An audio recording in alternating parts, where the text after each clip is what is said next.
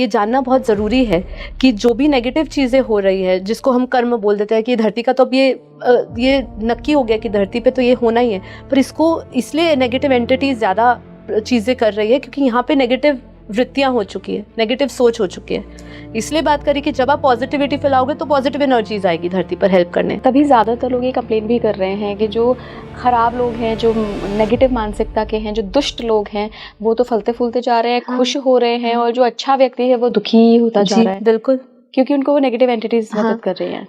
देखिए वाइब्रेशंस जो है ना पल पल बदलते हैं।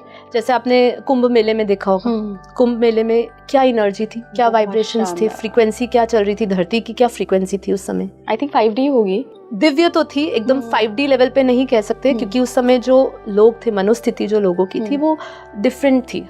सब अपने चेतना के स्तर पे अलग अलग आए थे, अलग अलग भाव और इंटेंशन। वहाँ तो चेतना का स्तर उठ जाता है। डेफिनेटली दिव्य थी क्योंकि दिव्य आत्माएं आई थी। हमें बापूजी ने बताया था कि ऊपर से सूक्ष्म जगत से आत्माएं धरती पर आई थी। जो साकेत धाम है वहां से आत्माएं धरती पर आई थी, तो वो धरती पर आई थी तो उस समय ऊर्जा का क्षेत्र क्या रहा होगा। पर वो आत्माएं फिर धरती पर टिकती नहीं है।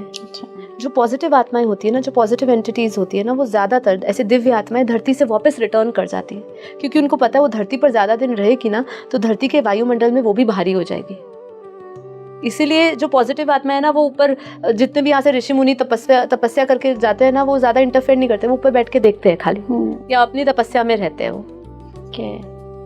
तो ये एक कारण है कि आज जितनी भी जो हम देख रहे हैं नेगेटिविटी इतनी स्तर पे बढ़ रही है, वो नेगेटिव आत्माओं के कारण है।